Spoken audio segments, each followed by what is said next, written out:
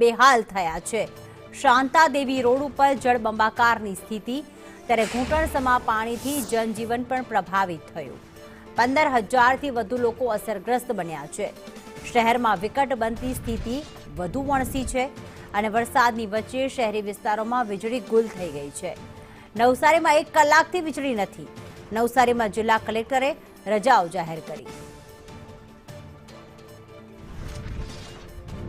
તમામ શાળા કોલેજોમાં અત્યારે નવસારીમાં રજા જાહેર કરવામાં આવી છે। કલેક્ટરે આ અંગેને ટ્વીટ કરીને અને માહિતી આપી હતી। તો વરસાદી પાણી ભરાવાની વચ્ચે વીજળી પણ નથી, તેના કારણે જનજીવન ખૂબ પ્રભાવિત થયું છે।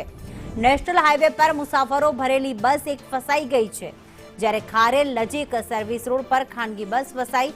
પાણી ભરાવાથી અડધી બસ પાણીમાં ગરકાવ થઈ ગઈ છે અને બસમાં સવાર મુસાફરોના જીવ તાળવે ચોંટ્યા।